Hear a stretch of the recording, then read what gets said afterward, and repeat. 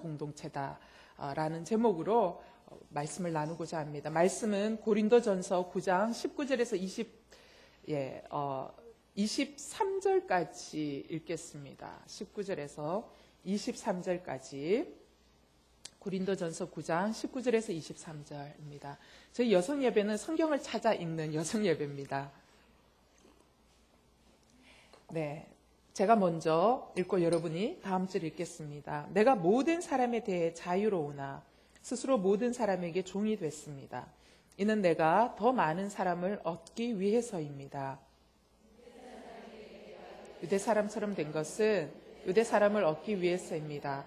나 자신이 율법 아래에 있지 않지만 율법 아래에 있는 사람들에게 내가 율법 아래에 있는 사람처럼 된 것은 그들을 얻기 위해서입니다. 내가 그리스도의 율법 아래에 있기 때문에 하나님의 율법을 떠난 사람이 아니지만 율법 없는 사람들에게 율법 없는 사람처럼 된 것은 그들을 얻기 위해서입니다. 연약한 사람들에게 내가 연약한 사람처럼 된 것은 연약한 사람들을 얻기 위해서입니다.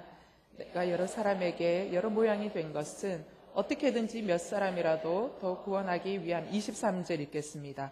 내가 복음을 위해 이 모든 일을 하고 있습니다. 그것은 내가 복음이 주는 복에 참여하기 위함입니다. 아멘. 여러분, 요즘 교회에 교인들의 숫자가 줄고 있다는 얘기는 여러분 많이 들으셨죠? 예, 이게 나라가 먹고 살만하면 나타나는 증상이에요, 여러분. 이게 그 구약 성경도 보면 광야 시절에는 이스라엘 백성들이 그래도 하나님을 알고 하나님 곁에 붙어 있으려고 했었어요. 근데 가나안에 들어가가지고 먹고 살만하니까 어떻게 돼요? 하나님을 떠나기 시작하고. 이게 인류 역사를 보면 똑같은 상황이 이 패턴이 반복되는 걸 보게 돼요. 여러분, 먹고 살만하면 사람들이 하나님을 떠나게 돼 있어요. 예, 그거는 이제 당연한 패턴인데 또 한 가지 사람들이 교회를 떠나는 이유가 있다라는 것입니다. 교회를 떠나게 되는 이유에 대해서 이렇게 이야기를 들어보면 뭐라고 이야기하냐면 그들 속에 되게 아픈 이야기들이 굉장히 많은 거예요. 그래서 왜 교회를 떠나게 됐어요? 라고 하면 좀 교회 안에서 정말 사람들끼리 싸우는 거 내가 꼴 보기 싫어서 떠난다고 내가 정말 너무 견디기 힘들어서 떠난다라는 이야기들을 되게 많이 하는 것들을 보게 됩니다. 여러분, 또 교회 안에 서로에 대해서 오해하고 그냥 오해가 오해로 그치면 괜찮은데 거기에서 더 나아가지고 이제 막 서로에 대해서 막 비방하고 비방이 비방을 낳고 비방이 또 비방을 낳고 막 서로 이제 막 진짜 진흙탕 싸움을 이제 하는 것들, 이제 그런 것들 때문에 굉장히 교인들이 많이 힘들어하면서 떠나가고요. 또 이제 그건 이제 교인들 사이에서는 그렇다 치더라도 더 치명적으로 사람들이 떠나게 되는 굉장히 이렇게 권투에 비하면 이렇게 한 방 팍 이렇게 날리는 거 진짜 그죠? 그게 뭐냐면은 교회 지도자들끼리 싸우는 모습을 보고 정말 교회의 환멸을 느끼고 떠나간다라는 이야기를 하죠. 목사가 목사끼리 싸우고 목사님이 장로님들하고 싸우고 장로님들이 장로님들끼리 싸우고 또 권사님들이 권사님들끼리 싸우고 이런 이 아픔들을 보면서 교회에 있고 싶지 않다. 교회가 세상하고 다른 게 뭐냐 하면서 사람들이 이제 실망하고 떠나간다라고 이야기를 해요. 근데 문제는 뭐냐면 떠나가는 거는 좋은데 이들이 교회를 떠나가고 난 뒤에는요. 교회에 안 다니려고 한다라는 거예요. 교회에 안 나오고 싶어 해요. 그게 정말 문제라는 거예요. 그래서 교회를 실족하고 떠난 사람들이 교회에 이렇게 다시 돌아오는 확률이 현저히 떨어지는 거예요. 여러분, 인터넷에 안티크리스찬들이 있죠. 여러분, 안티크리스찬들이 정말 넌 크리스찬들일까요? 아니에요, 여러분. 안티크리스찬들의 대부분은요, 교회에서 실망해서 떠난 사람들이에요. 예. 그래서 그 교회에 대해서 막 욕을 하는 거예요. 교회를 떠난 것으로 끝나는 것이 아니라 그들이 정말 예수 그리스도에 대한 복음의 거침돌로 사용되어지는 것들을 우리가 보게 됩니다. 요즘 이제 최근 통계 보면 어떤 통계가 나오냐면, 천주교, 개신교, 불교, 물론 또 다양한 군소 종교들이 있지만 어쨌든 대표적인 세 개의 종교 중에서 종교 이탈률이 가장 높은 게 개신교라고 이야기를 해요. 예. 여러분, 개신교가 종교 이탈률이 가장 높다라는 얘기는 무엇을 반증하고 있냐고 이야기를 하면은요, 교회 내부에 있는 분들이, 교회 공동체의 집단 내부자들의 불만이 그만큼 크다라는 것을 반증하고 있는 거예요. 교회 안에 다니지만 교회에 대한 불만이 굉장히 많다라는 것을 표시하고 있다라는 것입니다. 여러분, 이 교회 공동체에 실망해가지고 교회를 떠났는데 그래도 그나마 좀 다행이다라는 생각이 드는 것은 뭐냐면, 완전히 떠나가지 않고 그들이 또 다른 교회를 찾아가는 것을 보게 돼요. 그래서 어떤 교회는, 건강한 교회는 교인들이 막 찾아가지고 옵니다. 건강한 교회를 막 찾아가지고 오고 그 건강한 교회에 다시 정착하는 모습을 봐요. 우리는 이거를 뭐라고 얘기하냐면 수평 이동이다라고 이야기를 해요. 그러면서 사람들이 또 그 부분에 대해서 문제의식을 제기합니다. 물론 우리가 수평 이동이 갖고 있는 아주 이면 안에 우리가 복음에 대한 열정을 상실한 부분은 확실하게 있는 거예요. 그죠? 전도에 대한 열정을 잃어버린 부분은 있지만, 우리가 전도에 대한 열정을 잃어버려서 바깥에 넌 크리스찬들을 교회로 끌어들이는 거를 자꾸 잊어버리고 교인들이 자꾸 교회로 수평 이동하는 거, 이거 좋지 않다라고 이야기를 하는데, 꼭 그렇다고 좋지 않다라는 한 가지 잣대로만 이야기할 수는 없다라는 것입니다. 왜냐하면 교회에 상처받은 사람들이 교회를 영영이 결별하고 떠날 수 있지만, 그러나 그들이 예수 그리스도를 알기 때문에 교회를 떠날 수 없는, 그래서 예수 그리스도의 품을 떠날 수 없는 그들의 마음이 있다라는 거죠. 그러면서 그들이 또 다른 교회에 가서 정착하는, 그래서 건강한 교회에 정착하는 걸 우리가 수평 이동이 무조건 나쁘다, 이렇게 한 가지의 잣대로 평가해서는 안 된다라는 것입니다. 자, 또 교회 공동체 안에는 교회를 떠나는 사람, 또 교회를 수평 이동하는 사람, 또 한 부류의 사람이 있는데, 어떤 사람이 있냐면 교회 공동체 안에는 교회를 끝까지 지켜내는 사람도 있다라는 거죠. 교회에 분열이 있고, 교회에 아픔이 있고, 교회에 싸움이 있고, 교회에 문제가 있지만 그럼에도 불구하고 그 교회를 지키려고 하는 성도님들이 있다라는 거죠.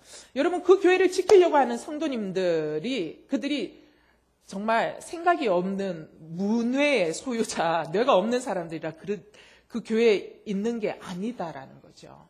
예, 그들도 교회 안에, 자신 교회 안의 문제점, 그 교회를 이끌어가는 교회 목회자의 문제점, 또 장로님들의 문제점들을 너무 잘 알고 있어요. 그럼에도 불구하고 그들이 교회를 지키는 이유는 이 교회를 예수 그리스도가 피로 값주고 사신 교회다라는 이 확신이 있기 때문에 교회를 떠나지 않는 거예요. 그러면서 이제 이 사람들에게 물어보는 거죠. 어떻게 이렇게 교회가 혼란스럽고 이렇게 괴로워하고 많은 사람들이 이 교회를 떠나가는데 어떻게 끝까지 이 교회를 지킬 수 있었습니까? 라고 얘기할 때 이런 대답을 합니다. 집에 문제가 있다고 모두가 다 가출해버리면 도대체 이 세상에 어떤 가정이 존재할 수 있겠습니까? 내 교회에 문제가 있다고 교회를 다 떠나간다면 이 지구상에 어떤 교회가 그 공동체로서의 모습을 간직할 수 있겠냐고. 나는 교회를, 문제가 있지만 저는 이 교회를 끝까지 지켜내고자 합니다. 라고 자신의 교회를 사랑하며 끝까지 그 자리를 지키려고 하는 성도님들이 있는 것들도 보게 됩니다. 여러분, 이러한 성도님들이 있다라는 얘기는 뭐예요? 아직도 교회에는 뭐라고요? 희망이 있다라는 거, 치유될 가능성이 있다라는 거예요. 건강해질 수 있는 가능성이 있다라는 것을 우리가 보게 되죠. 여러분, 우리가 한국 교회 안에 사단이 교회를 가만히 두질 않습니다. 왜냐하면 교회는요, 세상 가운데 마지막 대안이기 때문에. 여러분, 사단은요, 지금 어떻게 일합니까? 모든 공동체를 다 파괴해 놓고 있습니다. 맞습니까? 여러분, 이 산업화와 그 다음에 이 분업화, 그리고 이 직업의 다양성, 그 다음에 이 도시화 속으로 들어가면서요, 사단이 하고 있는 전략이 뭐냐면 관계를 다 끊어놓는 거예요. 여러분, 핵가족화되면서, 물론 이게 산업사회로 들어가면서 물론 그럴 수밖에 없는 트렌드이고 삶의 라이프 스타일일 수밖에 없는데요. 그 라이프 스타일의 뒤에 조종하고 배우 조종하고 있는 것은 사실 사단의 실체입니다. 다 핵가족화되면서 뭐와 뭐의 관계를 끌어나요? 부모와 자녀 간의 이 관계 공동체, 가족 공동체가 다 끊어지고요. 그 다음에 개별화, 개인화, 그 다음에 인터넷, 스마트폰 되면서 사람들이 어떻게 해요? 인간관계 얼굴과 얼굴을 맞대어 보지 않고 네트워킹 속에서 하면서 친밀한 관계를 다 잃어버리면서 인간관계의 뭐라 그럴까요? 이 친밀도를 다 끊어놓는 것들을 보게 됩니다. 이런 공동체에 붕괴되는 모습을 보면서 오늘날 교회도 또한 이러한 타겟팅 되어지고 있는 모습을 봅니다. 우리가 사랑하는 많은 교회들 중에 정말 귀하게 쓰임받다가 교회가 깨어지는 모습들을 이렇게 보면서 저는 이번 달은 좀 건강한 공동체에 대해서 우리가 좀 이야기를 나눌 필요가 있겠다라는 생각을 하고 이제 이 말씀을 준비하게 되었어요. 여러분, 지상 위에 존재하는 교회는 완전할 수 있을까요? 없을까요? 완전할 수 없습니다. 여러분, 지상에서 존재하는 교회는 결코 완전해질 수 없어요. 왜 지상에 있는 교회가 불완전하냐면, 완전해질 수 없냐면요. 여러분, 교회를 구성하고 있는 구성체의 이 사람들이요. 어떤 사람들이에요? 죄인들이에요. 그런데 예수님 우리 의인이라고 불러요. 교회를 구성하고 있는 사람들은 어떤 사람이냐면 의롭다 함을 얻은 칭함을 받은 뭐요? 죄인들이에요. 죄인들. 여러분, 우리는 죄인이에요. 맞습니까? 죄인인데 단지 어떻게 됐어요? 주님이 예수 그리스도의 보혈 때문에 예수 그리스도를 믿을 때 다만 어떻게 해요? 잊어버리지 우리를 의롭다라고 칭한 거지. 우리의 본질은 뭐예요? 죄인이에요. 죄인. 그래서 여러분, 옆에 사람 바라보면서 이렇게 마음에 결정하지. 아, 죄인이구나. 죄인이라서 당신이 그랬구나. 그렇게 여기시면 돼요. 여러분, 제가 여러분에게 실수할 때 그렇게 생각하면 돼요. 아, 죄인이라서 저렇구나. 죄인이라 저 모양이구나. 그게 정답이에요. 여러분, 우리는 의롭다함을 칭함을 받은 죄인이기 때문에 죄인이 모여있는 공동체 안에 문제가 생길 수밖에 없고요. 균열, 다툼, 상처 주고 상처받고 정말 이런 문제들이 계속 발생할 수밖에 없는 거예요. 따라서 지상의 교회는 완전할 수 없다입니다. 그러면 지상의 교회는 완전할 수 없으니까 교회 안에 찢고 볶고 난리치고 상처 주고 상처받고 저 집사 때문에 내가 못 나온다 뭐 이러면서 막 이런 게 일어나는 걸 아유, 그 뭐 사람 다 그렇지 뭐 그거 그냥 당연하게 하고 그걸 뭘 그렇게 그걸 붙들려가지고 그거 어떻게 살라 그래 세상을 우리가 교회도 다 그런 거야 하고 우리가 덮고 가야 되냐? 그런 발전이 없다라는 것입니다. 물론 교회가 완전하지 않기 때문에 그럴 수 있어요. 그러나 우리가 이 부분에서 그냥 그치고 포기하고 산다면 우리 교회 공동체의 건강함을 향해서 나아갈 수 없게 된다라는 것입니다. 이 완벽한 교회는 예수 그리스도가 다시 올 때 이루어질 겁니다. 맞습니까? 예수님이 다시 오실 때 우리의 교회 공동체는 완전해질 겁니다. 여러분, 그러나 우리가 이 세상 가운데서 완전한 교회 공동체를 이루는 것은 불가능하지만 뭐예요? 어떤 교회 공동체는 가능하냐면요. 진정성을 추구하는 교회는 가능하다라는 거예요. 우리가 완벽해질 수는 없어요. 그러나 교회다운 진정성은 추구할 수 있다라는 것입니다. 여러분, 세상 사람들이 교회를 향해서 막 손가락질 하잖아요. 손가락질 하는 게요. 가만히 들어보세요. 교회가 완벽하지 않다고 손가락질 하고 있는 게 절대로 아니에요. 세상 사람들은요, 우리에게 완벽을 요구하지 않아요, 여러분. 세상 사람들이 교회에게 요구하는 건 뭐냐면 교회가 진정성이 있었으면 좋겠다라는 거예요. 진정성. 우리는 당신들에게 완벽 요구하지 않습니다. 그러나 진정성을 보여주십시오라고 이야기를 하는 거예요. 어떤 진정성이요? 교회가 정말 자기들 안에서 다투고 교회가 세상 사람들에게 사기치고 정말 교회에 임직받은 분들이 세상에 나가가지고 더 야비한 방법으로 그렇게 했을 때에 교회에만 와서 회개하고 천부의 의지 없어서 손들고 옵니다. 회개하고 눈물 콧물 버리고 그냥 거기서 끝나는 것이 아니라 그 진정한 회개, 그로 인하여 피해받은 사람에게 내가 잘못했다라고, 내가 잘못 생각했다라고, 내가 장로지만 장로답게 살지 못했고 내가 예수의 복음 안에서 제대로 살지 못해서 그랬다라고, 잘못한 것을 잘못했다라고 인정해 주기를 바란다라는 것입니다. 그리고 교회가 교회 안에서 서로 싸우고 다투는 이러한 부분에 대해서 교회가 본이 되지 못해서 미안하다라고 얘기해 주기를 원한다라는 거죠. 예, 이게 이러한 용기들을 세상이 보고 싶어 한다라는 것입니다. 여러분, 초대교회는 완벽한 공동체가 아니었습니다. 사도행전 보면 초대교회에도 어떤 게 있었어요? 우리말로 지지고 볶고 싸우고 난리도 아니었어요, 여러분. 초대교회는 성령 공동체였습니다. 그럼에도 불구하고 많은 문제들이 초대교회 안에 일어났어요. 그런데 재밌는 것은 이 많은 문제점에도 불구하고 초대교회는 어떻게 뻗어나가냐면요. 마치 봄날에 민들레 홀씨가 팍 뻗어서 나가는 것처럼 초대교회 공동체가 계속적으로 확산되어져 나갔다라는 것입니다. 여러분, 왜 이 초대교회가 이렇게 민들레 홀씨처럼 계속 뻗어져 나갈 수 있었냐면 초대교회는요, 진정성이 있는 교회 공동체였어요.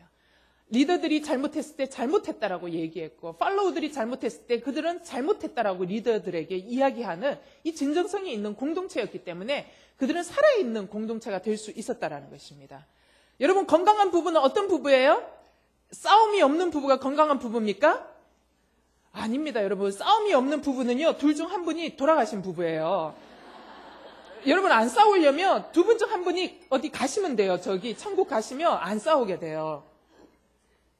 근데 저기 건강한 부부는 어떤 부부냐면 서로 다투고 막 정말 이제는 끝장이다. 진짜 내가 정말 사나 봐라. 내가 이 김씨 집에 와서 내가 뭐 얻은 게 있다고 내가 이 김가 집에 와가지고 말이지 내가 자식 놓고 살면서 내가 얻은 게 하나도 없다고 막 하면서 막 싸우다가도 어떻게 해요?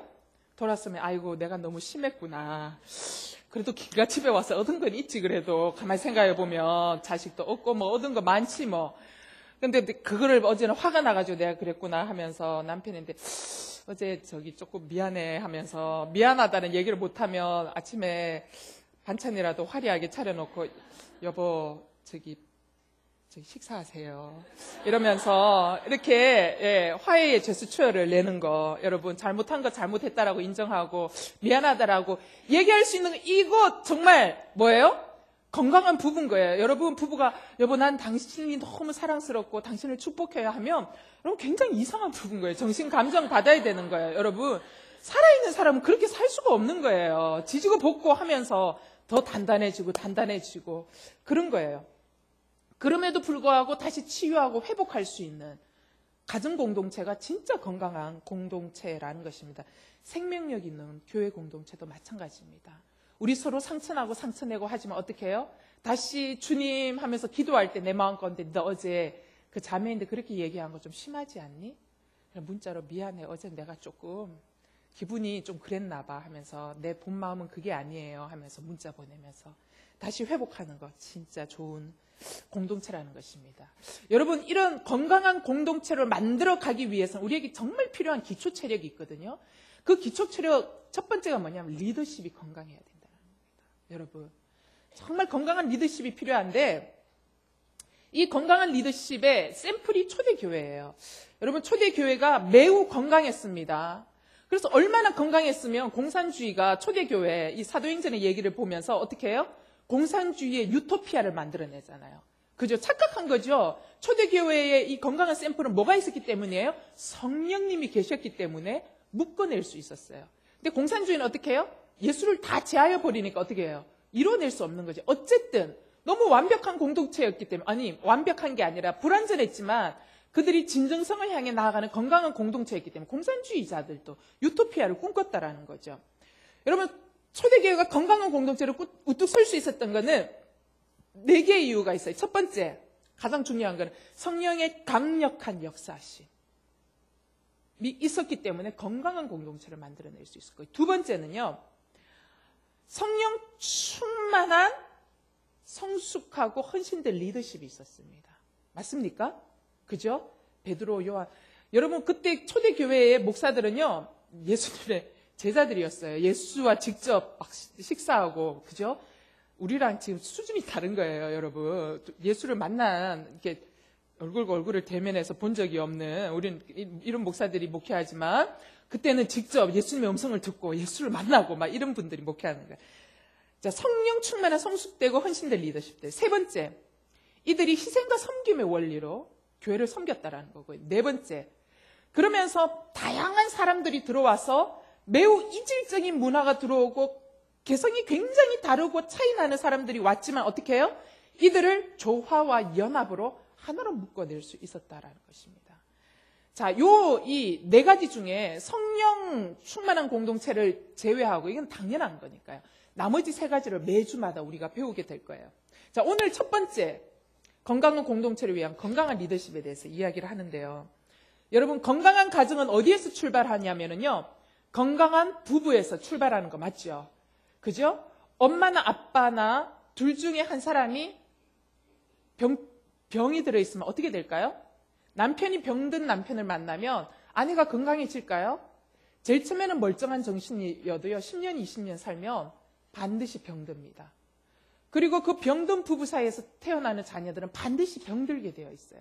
맞습니까? 그죠? 따라서 건강한 가정은 건강한 부부에게서 만들어질 수 있다는 것입니다. 따라서 여러분, 자녀들의 문제는 절대로 자녀의 문제가 아니죠. 누구의 문제예요? 부부의 문제입니다. 여러분, 여러분의 자녀가 문제가 있습니까? 내가 문제가 있다라고 생각하시면 정답이고요. 애들을 고치려고 하지 마세요, 여러분. 내가 고치면 애들은 저절로 고쳐집니다. 똑같습니다. 교회 공동체, 건강한 공동체는 건강한 리더십에서 나오고요. 리더십이 병들면 공동체가 병들어요. 저는 비전교회 이렇게 하면서 새가족들을 이렇게 만나면서 정말 이 병든 리더십들을 만나가지고 병들어 온 사람들을 너무너무 많이 봤어요.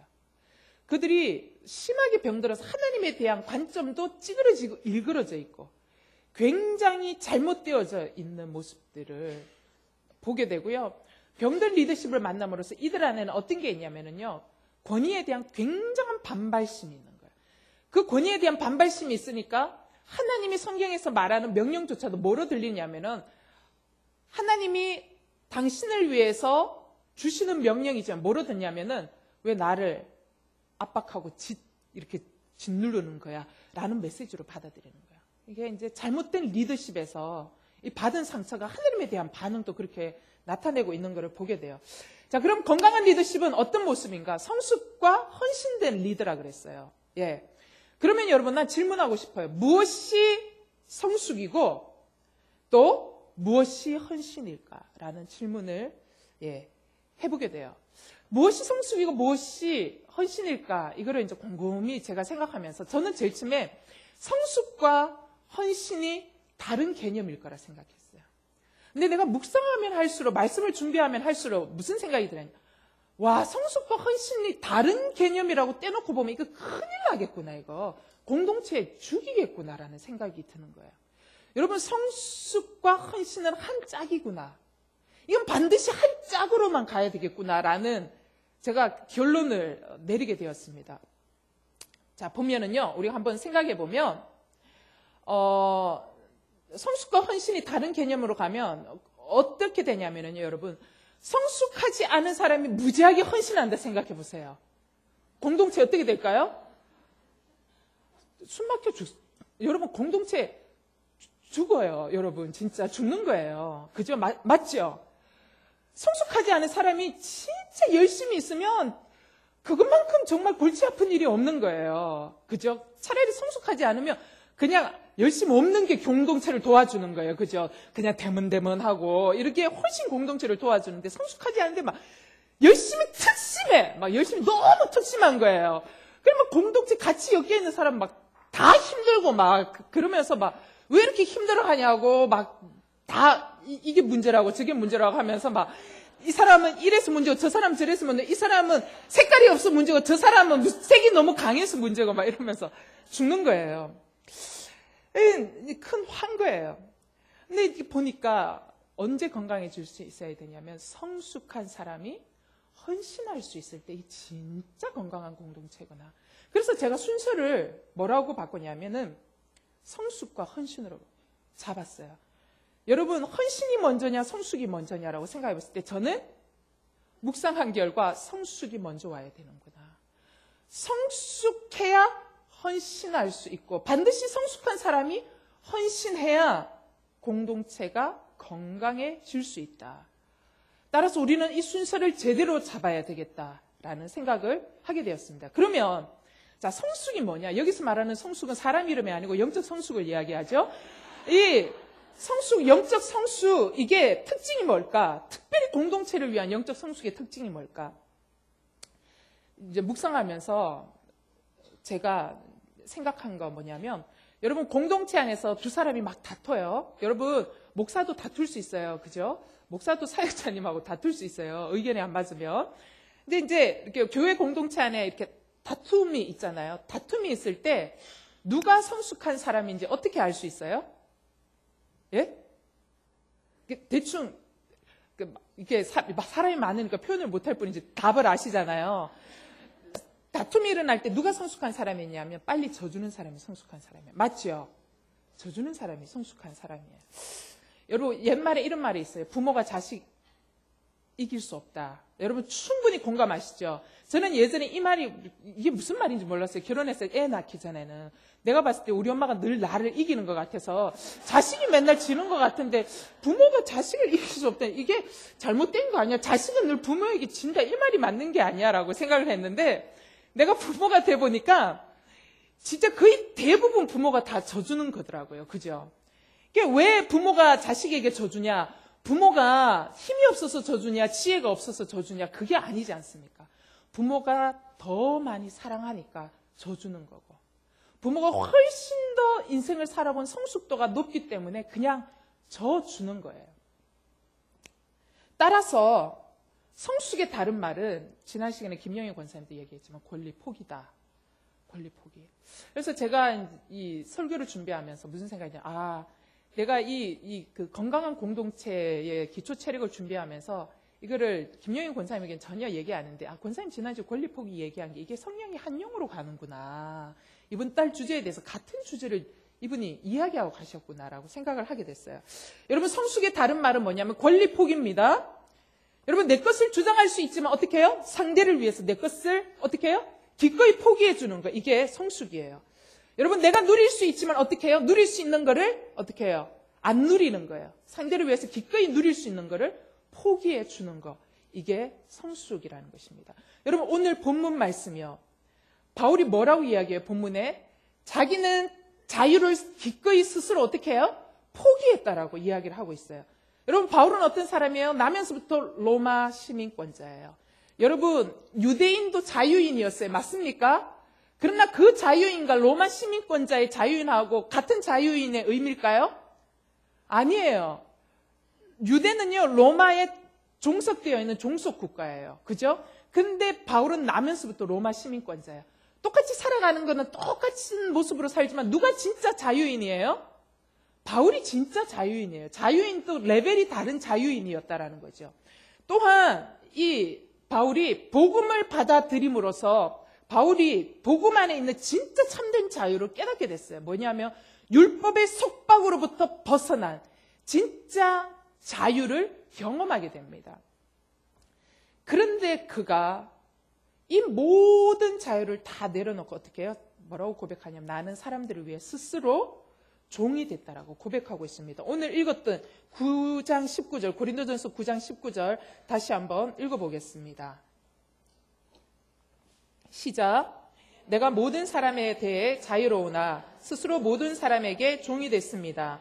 이는 내가 더 많은 사람을 얻기 위해서입니다. 바울이 왜 종이 됐대요?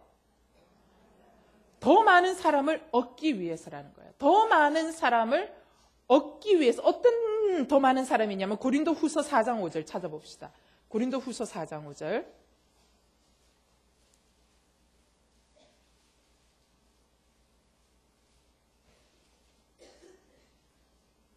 시작. 우리는 우리 자신을 전파하는 것이 아니라 그리스도 예수 주 되신 것과 예수 때문에 우리가 여러분의 종된 것을 전파합니다. 예수 그리스도의 주 되신 것을 전파하기 위해서 스스로 어떻게 해요? 자유인이지만 종이 됐다라고 얘기해요. 그러면서 오늘 고린도전서 9장에 보면 사도 바울이 유명한 이야기를 합니다. 나는 유대인에게는 유대인처럼. 예. 그죠? 그 다음에 또 뭐라고 이야기하죠?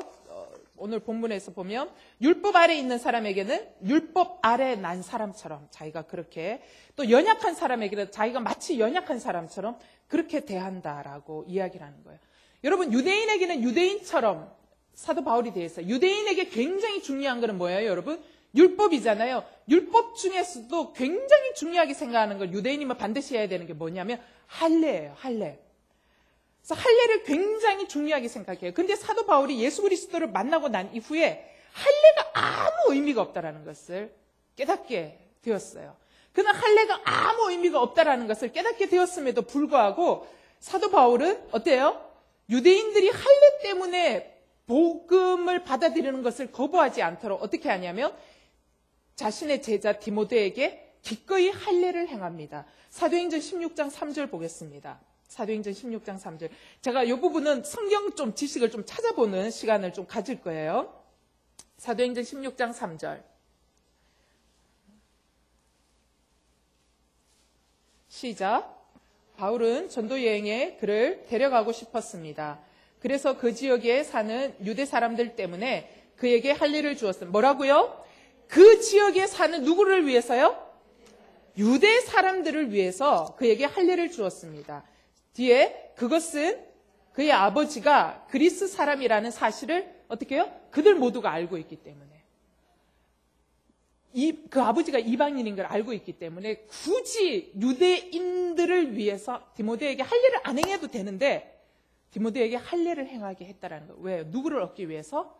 유대인들을 얻기 위해서, 유대인들에게 복음을 전하기 위해서 그렇게 했다라는 것입니다. 또한 사도 바울은 자기 스스로도 유대인의 율법, 정결례에 참여하는 것을 보게 되면 사도행전 21장 17절에서 26절.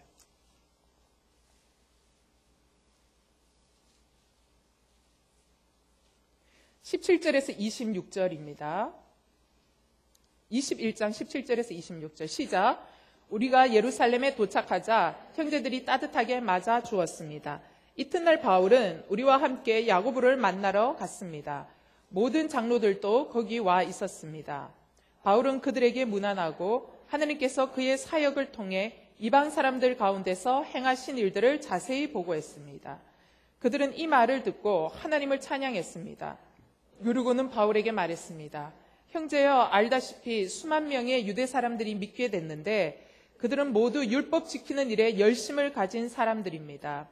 그들은 당신이 이방 사람들 가운데 살고 있는 모든 유대 사람들을 가르쳐 모세를 저버리고 자녀들에게 할례하거나 유대 관습대로 살지 말라고 하는 줄 아는데 그러니 어떻게 하는 게 좋겠습니까?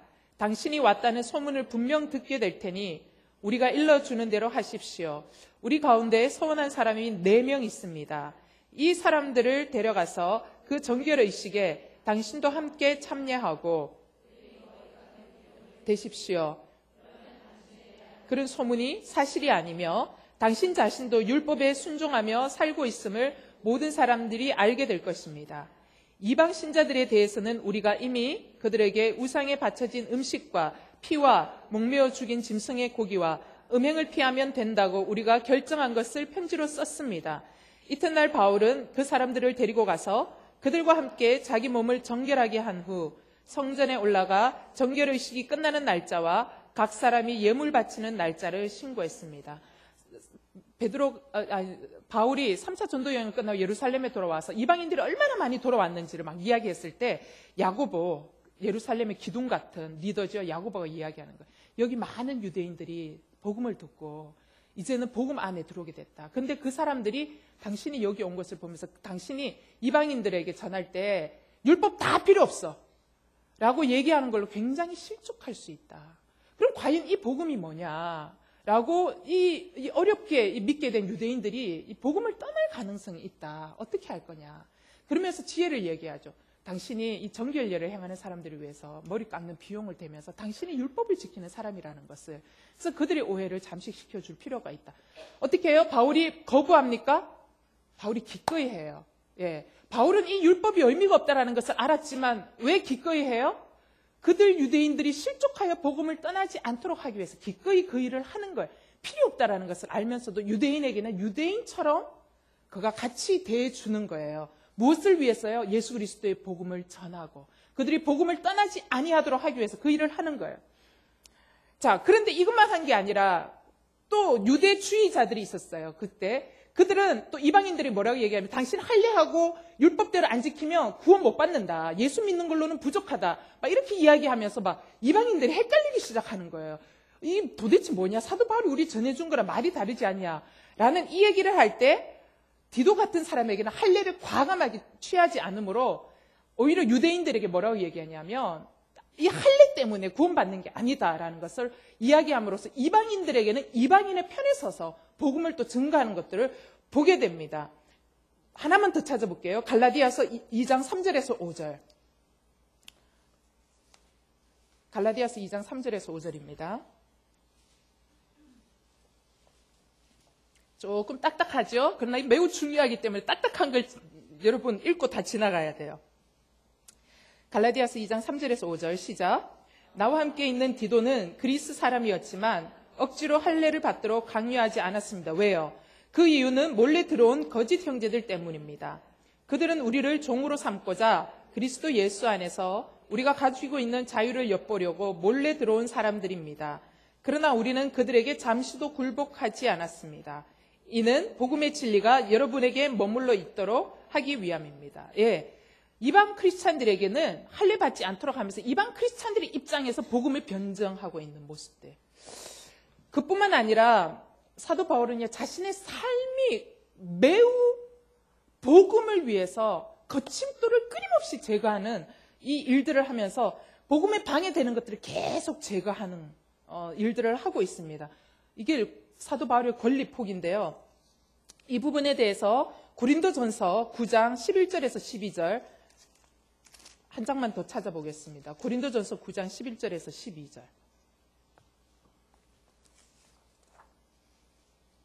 고린도전서 9장 11절에서 12절 시작. 우리가 여러분에게 영적인 씨앗을 뿌렸다면 우리가 여러분에게 물질적인 것을 거둔다고 해서 그것이 지나친 일이겠습니까?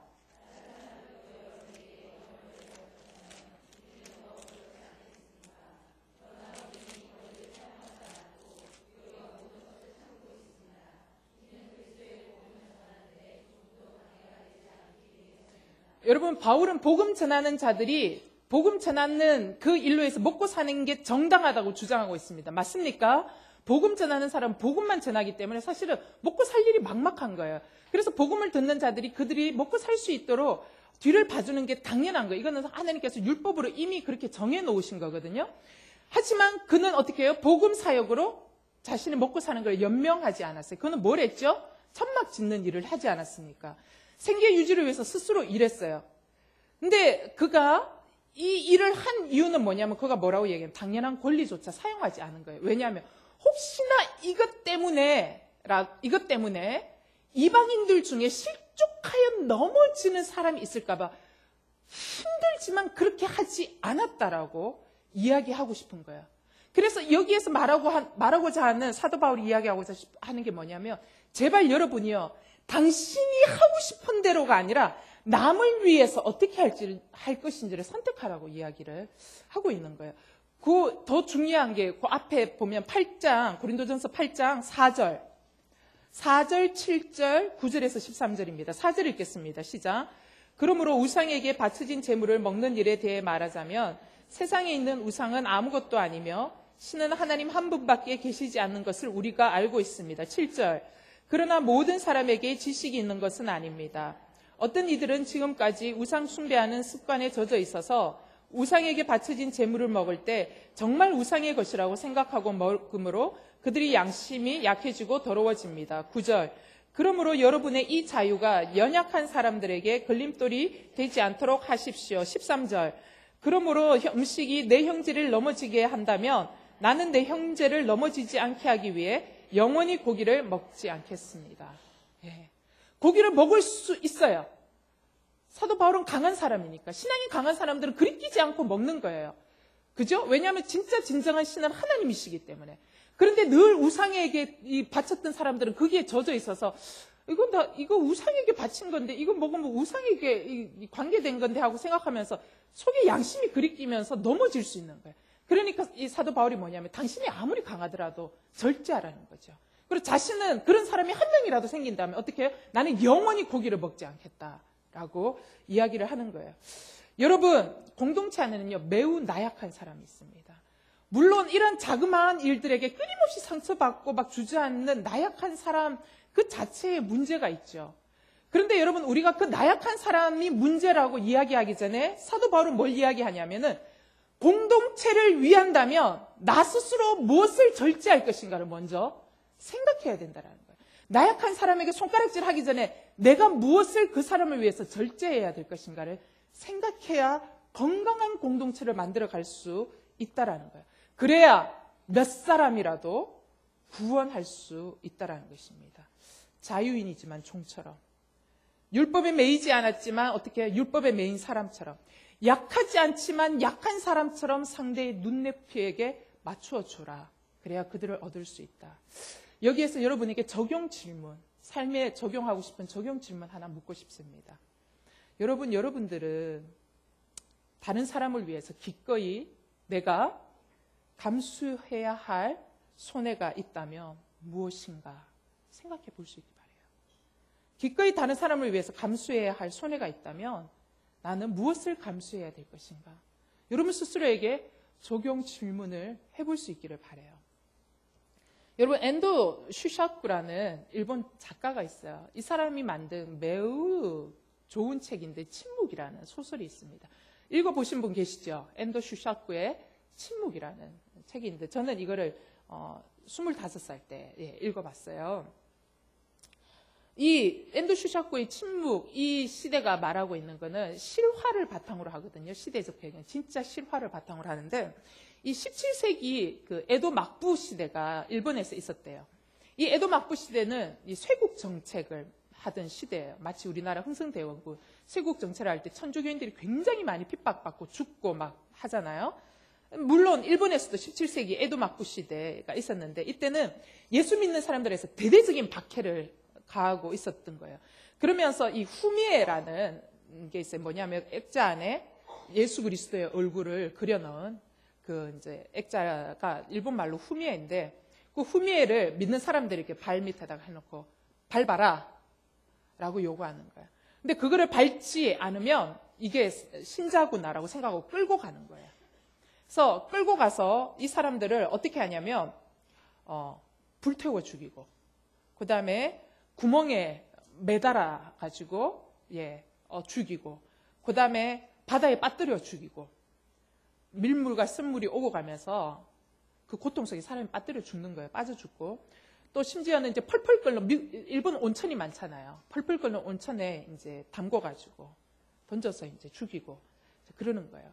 근데 이제 이 소설 안에 보면은 소설이 어떻게 진행되냐면 포르투갈에서 일본으로 파송된 선교사, 그러니까 신부가 있어요. 그 신부 이름이 그 페레이라라는 신부가 파송됐는데 이 신부가 일본에 가서 일본에 이제 이 복음을 전하고 많은 일본 신도들이 돌아왔는데 이 사람이 배교했다라는 소문이 유럽 전역에 퍼집니다.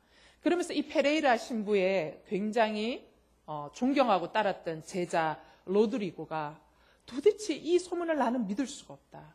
이 페레이라 신부가 어떤 신부인데 내 스승은 배교할 사람이 아니다. 나는 이거를 확인해야 되겠다. 그럴 리가 없다. 라고 하면서 이 사람이 일본에 몰래 잠입해서 왜 자기 스승이 배교했는지 실상을 이제 파헤쳐 나가는 이야기가 이 소설의 주 내용이에요. 그러면서 그가 이제 이 과정을 겪으면서 일본에서 많은 그 사람들이, 신자들이 겪고 있는 배교의 과정을 이제 묘사하고 있는 소설이에요. 그러다가 이제 이 신부가, 로드리고라는 신부가 이 스승이 배교했다는 소식을 듣고 일본에 가가지고 자기가 이제 그거를 탐문하면서 가면서 일본인 신도들을 계속 만나는데 드디어 이 사람도 누군가가 밀고를 해가지고 붙들려가지고 이제 감옥에 갇히게 되는 거예요.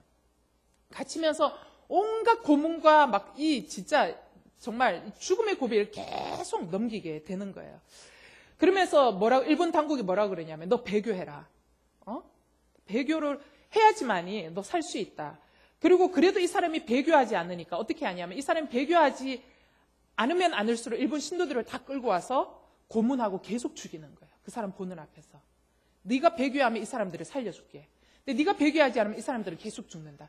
그래서 이 사람 눈앞에서 일본인 이 신도들이 계속 죽어나가는 모습들을 이 사람이 보게 되는 거예요. 그러면서 이것들을 보고 있는데 드디어 그 자기의 스승 페레이라 신부가 이 로드리고 제자 로드리고를 찾아옵니다. 찾아와서 스승이 이 로드리고라는 제자에게 뭐라고 얘기하냐면 이렇게 얘기합니다. 로드리고 배교해라 라고 이야기를 하는 거예요. 놀랍지 않아요? 제자에게 배교해라 라고 이야기하는데 여기에서 이 사람의 대사가 굉장히 많은 것들을 생각하게 합니다. 그러면서 이 스승 페레이라가 일본에 와서 자기가 붙들려가지고 고문당할 때의 경험을 이야기를 해요. 잘 들어보세요. 내가 여기서 보내던 밤에는 5사람이 구멍 매달기 고문을 받고 있었어. 5개의 소리가 서로 뒤섞여서 내 귀를 때렸다. 관리는 그때 이렇게 말했지. 당신이 배교하면 저 사람들을 곧 구덩이에서 꺼내 밧줄도 풀어주고 약도 주겠다고 말이야. 그때 나는 대답했어. 저 사람들은 왜 배교하지 않느냐고 물었어. 그때 그 관리가 웃으면서 내게 이렇게 말했어. 그들은 이미 몇 번이나 배교했어. 그러나 네가 배교하지 않는 한 저 사람들을 구할 수는 없어. 그러면서 자기가 왜 배교하게 되었는지를 이제 설명을 하는 거예요. 그러면서 이 페레이라 신부가 제자인 로드리고에게 이렇게 이야기합니다. 로드리고, 자네는 저 사람들보다 당신 자신이 더 소중하겠지. 적어도 로드리고 너 자신의 구원이 더 중요할 테니까 말이야. 만약에 자네가 배교하겠다고 말하면 저 사람들은 구덩이에서 나올 수가 있어. 고통에서 구원받는 거지. 그런데도 자네는 배교하려고 하지 않고 있어. 왜냐하면 자네는 그들을 위해 교회를 배반하는 일이 두렵기 때문이야. 나처럼 교회의 큰 오점이 되는 일이 두렵기 때문이지.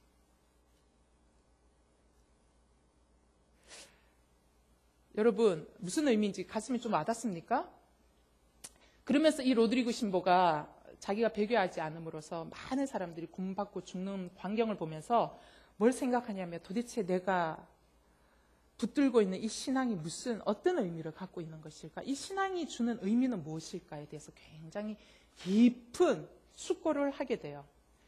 그러면서 만약에 자신이 배교를 한다면 교회에서는 그를 파문할 겁니다. 교회에서는 나를 파문하겠지만 대신 나는 수많은 신도들의 목숨은 살릴 수가 있어. 과연 어떤 게 진짜 신앙인일까? 과연 어떤 것을 하나님이 원하실까? 고민하다가 결론을 내립니다. 로드리고 신부가 드디어 배교를 선택합니다. 그러면서 예수 그리스도의 성화에 발을 올려놓고 짓밟으려고 합니다. 그러면서 자기가 이제 배교할 거라고. 드디어 로드리고가 배교를 하려고 성화를 이렇게 발로 탁 밟으려고 하는 순간 그 성화에 너무나 많이 밟힌 이미 그 찌그러진 예수 그리스도의 얼굴에서 갑자기 하나님의 성령의 음성이 이 사람에게 들려옵니다. 뭐라고 들려오냐면 그 성화 예수 그리스도가 이 사람에게 뭐라고 얘기하냐면 밟아도 좋다. 나는 네 발의 아픔을 너무나도 잘 알고 있다. 밟아도 좋다. 나는 너희에게 밟히기 위해서 이 세상에 태어났고 너희의 아픔을 나누기 위해 십자가를 짊어진 것이다.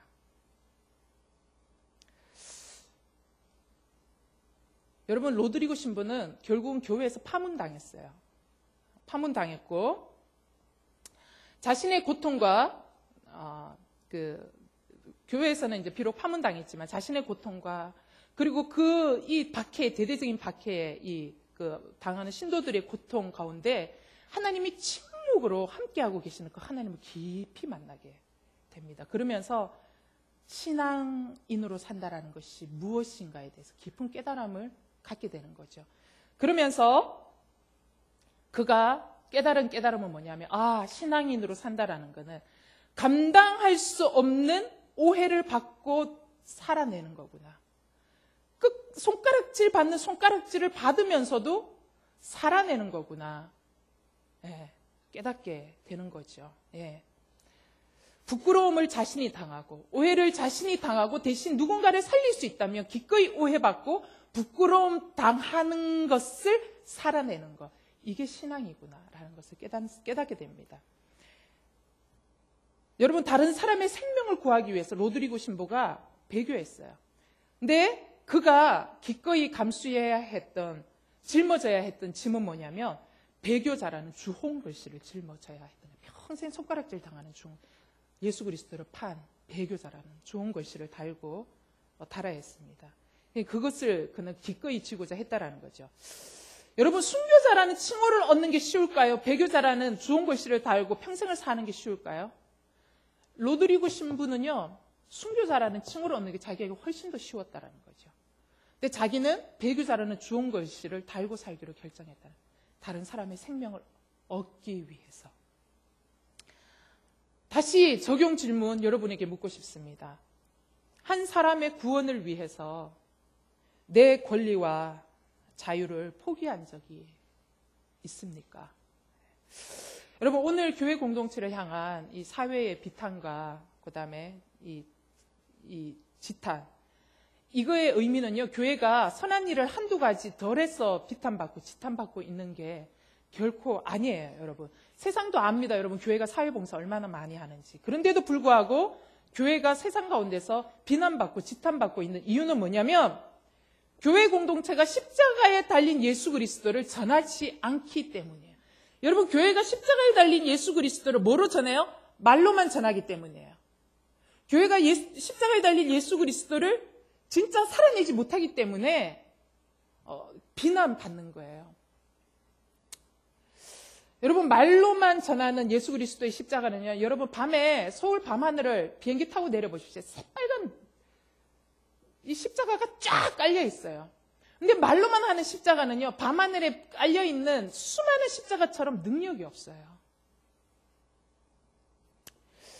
제가 대학교 때 과 후배가 열심히 유난히 특심했던 제게 이렇게 질문했어요. 뭐라고 얘기했냐면, 언니, 이렇게 교회가 많은데 왜 이렇게 세상은 이렇게 점점 더 타락해 가냐고. 이렇게 교회 숫자가 많은데 이거 도대체 어떻게 이해해야 되는 거예요? 넌 크리스찬이에요. 예수 안 믿는 사람이에요. 이거 어떻게 이해해야 되겠냐고 제게 질문하는데 제가 할 말이 없는 거예요. 갑자기 숨이 턱 막히는 거예요. 그래서 그때 제가 제 후배에게 얘기했어요. 미안하다. 우리가 제대로 살지 못해서 그런 거다. 십자가가 능력이 없어서 그런 게 아니라 우리가 그것대로 살지 못해서 그렇다. 미안하다라는 말 외에는 해줄 게 없더라는 거죠. 고린도전서 1장 22절에서 24절 읽겠습니다. 고린도전서 1장 22절에서 24절.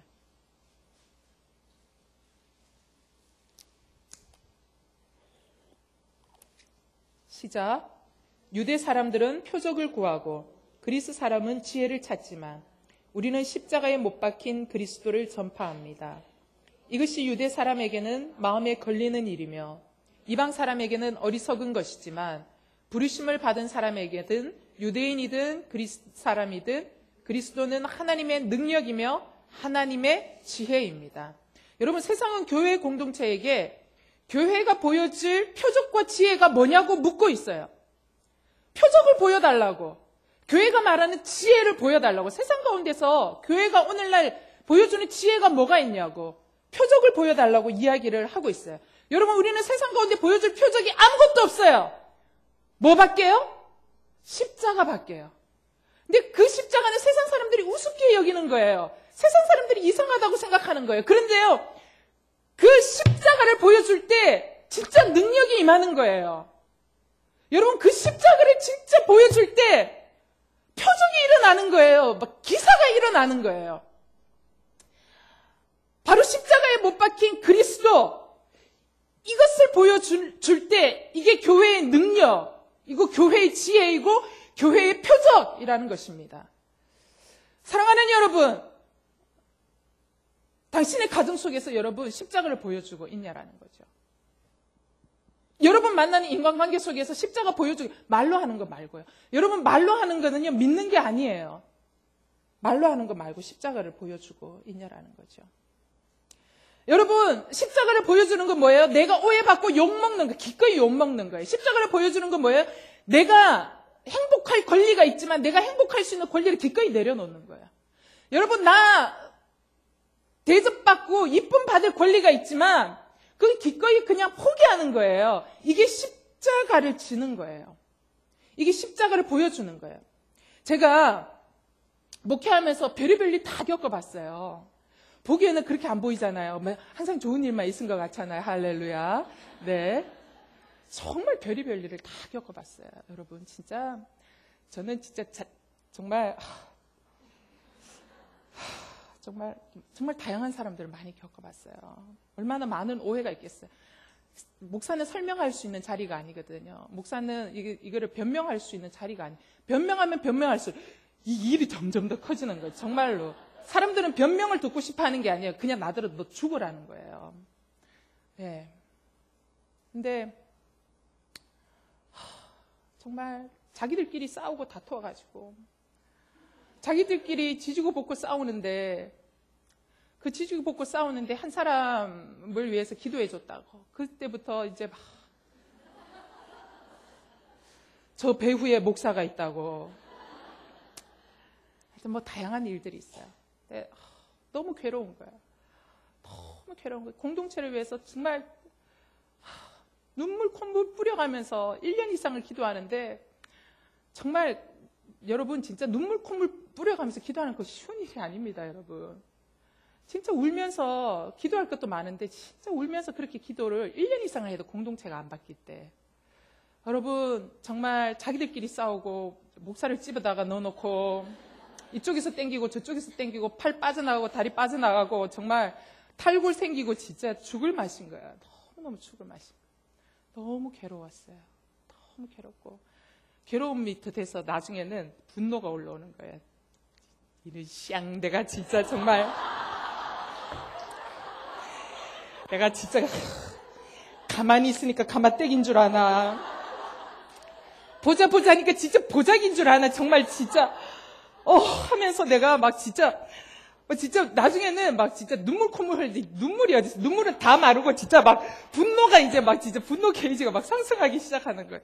너무 괴로운 거야. 막 진짜 교회를 떠나든지 해야지. 정말 안 되겠다. 진짜 나 없이 잘 사는가 두고 보자. 진짜 뒤에서 기도하는 나 없으면 진짜 어떻게 진짜 하면서 막 내 의가 막 올라오기 시작하는 거야. 너무 괴로워서 그때 이제 김하중 장로님께 문자를 보냈어요. 김하중 장로님 기도하시는 분이시잖아요. 그래서 장로님 이래 해서 이만 저만 해서 제가 너무 괴롭습니다.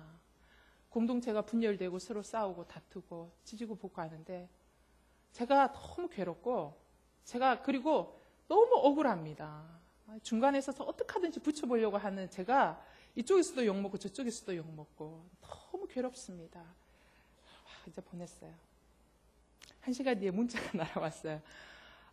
또 예언의 말씀으로 위로해 주시려나 했더니 그게 아니에요. 목사님, 십자가를 생각해 보십시오. 그러지 않았다면 예수님이 왜 십자가에 달려 죽으셨겠습니까?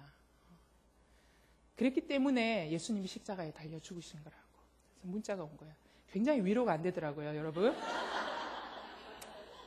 나는 지금 십자가에 올라가기 싫은 십자가 이제 교인들이 끌어올려가지고 막 못 박아준 거잖아요. 십자가 달려 죽으라고. 내가 안 죽으니까 대신 달아가지고 십자가에 못 박아준 거잖아요. 피 철철 흘리면서 지금 막 창 맞아가지고 막 다 죽어가고 있는데. 근데 이제 그때는 이해가 안 됐는데 한 1년쯤 지나야 그 말이 이해가 되는 거예요. 그래. 이러한 오해와 이러한 경멸과 이러한 것 때문에 이러한 것이 없었다면 예수 그리스도가 십자가에 달려 죽으실 이유가 없었겠구나. 그래, 그렇구나. 나중에 깨닫게 되었어요. 여러분, 십자가는 말로 하는 게 아니라 십자가는 살아가는 거예요. 근데 여러분, 억울하고 그렇게 살아갈 때 여러분 죽을 것 같아요. 죽을 것 같아요. 근데 여러분, 그 속에서 억울함을 그대로 당하고 그 속에서 그대로 수치를 당하고 정말 털 깎는 자 앞에서 잠잠했던 예수 그리스도처럼 말 한마디 하지 않고, 예수님은 예수님이니까 잠잠하지, 나는 사람인데 잠잠하기 싫은데, 또 주를 생각함으로 잠잠히 있을 때 그 십자가를 보여주는 거라는 것입니다. 여러분, 그렇게 있을 때 사람들이 인정할까요? 인정하지 않을까요? 인정할 수도 있고 인정 안 할 수도 있어요. 여러분, 인정하면 감사한 거고요. 인정 안 해도 여러분 상관하지 말아요. 여러분, 그 상태에서 십자가를 치는데 아무도 인정을 안 해주는 거예요. 너무 괴로운 거예요. 너무 억울해서 울었어요. 계속 울었어요. 근데 하나님이 그러시더라고요. 뭐냐면, 내가 너를 안다. 네가 얼마나 고통스럽고 네가 얼마나 억울하고 네가 얼마나 답답한지 내가 너를 안다. 그 한마디에 다 녹았어요. 아, 주님이 나를 아시는구나. 주님이 이 상황을 다 보고 계시는구나. 다 알고 계시는구나. 여러분, 주님은 다 알고 계세요. 근데 주님은 상황을 안 바꾸세요. 왜 안 바꾸는 줄 아세요? 십자가를 짊어지고 살아가는 삶을 통과해야 여러분 내 안에 능력이 있기 때문이에요. 여러분, 목사의 능력은 이 앞에서 설교하는 게 능력이 아니에요. 목사의 능력은요, 억울할 때 억울한 것 가운데 침묵하는 게 능력이에요. 목사의 능력은 욕먹고 불끈불끈 올라오는데 이빨 깎게 물고 어금니 깎게 물고 진짜 이거를 참아내는 게 능력인 거예요. 여러분, 이거 어금니 깎게 물 때는 제일 처음에 의지가 필요해요. 근데 어금니 깎게 물 계속 기도하다 보면 주님이 나를 만지세요. 이게 능력이라는 것입니다. 사람들이 알아주지 않아도 괜찮아요. 여러분, 가정에서 여러분을 알아주지 않아도 괜찮아요. 남편이 여러분 안 알아줄 거예요. 자식이 여러분 안 알아줄 거예요. 친구가 여러분 안 알아줄 거예요. 그러나 여러분, 순전한 마음으로 로드리고 신부처럼 모두가 배교했다라고 손가락질하고 좋은 글씨를 대도 하나님은 어떻게 해요? 당신을 아신다라는 것입니다. 그것이 십자가고 그것이 능력이고 그것이 표적이고 그것이 지혜라는 것입니다. 제가 한 자매 이야기를 하겠습니다. 제가 이거를 이 예화를 쓰기 전에 기도했어요. 왜냐하면 이 예화를 등장하는 자매가 수원에 사는, 지역에 사는 자매인데, 우리 교회는 안 나와요. 혹시 내 주변에 누군가 생각하지 마세요. 혹시라도 예배 나와서, 마음이 어려울까봐. 근데, 기도했어요. 기도하고 쓰는 이야기예요. 이 자매는 은행원이에요. 또 머릿속에 생각하지만 내 아는 자매, 은행원이 혹시 그 사람 이야기 아니에요, 여러분. 이 자매는 은행원이고요. 근데 남편을 이제 만났는데 그 남편을 소개한 사람이 지금의 시어머니예요. 자기 아들을 이 자매에게 소개한 거죠. 그래서 이 자매가 이 남자를 만나서 연애를 했어요. 사랑에 빠졌어요. 그래서 이제 연애를 해서 결혼을 했어요. 결혼을 했는데 결혼해서 보니까 문제가 있는 남자였던 거예요. 어떤 문제가 있냐면 이 남편이 도박 중독증이에요. 도박 중독증이고, 그 다음에 도박에 빠져 있다 보니까 도박이 안 풀리고 돈이 막 날아가고 막 하니까, 그 다음에 어디를 하냐면 술 중독에 빠진 거예요. 화 때문에. 그래서 이제 도박 중독증, 술 중독증이 있다라는 것을 발견하게 돼요. 여러분, 결혼 생활이 어땠을 것 같아요? 너무 고달팠겠죠. 드디어 이 너무 힘겨운 결혼 생활이 시작되는 거예요. 여러분, 도박에다가 술 중독증까지 있는데 더 심한 거는 이 남편이 술만 먹고 오면 구토하기 시작한다는 거예요. 자매가 매맞는 거예요. 지옥 같은 인생이 시작된 거예요. 지옥 같은 인생. 그러면서 이 결혼 생활 가운데 이 자매는 예수 믿는 자매, 신실한 자매예요. 너무 괴로워서, 너무너무 괴로워서 하나님 앞에 가서 맨날 기도하면서 우는 거예요. 남편을 좀 바꿔주세요. 주님, 난 너무 힘이 들어요. 주님, 죽을 것만 같아요. 하면서 이제 막 하는 거예요. 그래서 이 가족 문제 때문에 하나님 앞에 가가지고 기도하는데, 하루는 이렇게 정말 도저히 안 되겠다. 이제는 난 여기서 결정을 내려야 되겠다. 라고 생각하고 하나님 앞에 허락받으려고 와서 기도한 거예요. 뭐라고 이야기했냐면 이렇게 이야기했어요. 이 자매가, 하나님, 이제는 이 남자와 더 못 살겠어요. 저 그만 살래요. 저 이 남자 피해서 도망가고 싶어요. 저 그만 살고 싶어요. 이렇게 하나님께 기도했어요. 그렇게 기도했더니 그때 하나님이 뭐라고 이야기하냐면 자매에게 이렇게 얘기하는 거예요. 내가 너를 사랑하는 것보다 네 남편을 더 많이 사랑한다. 이렇게 이야기하는 거예요.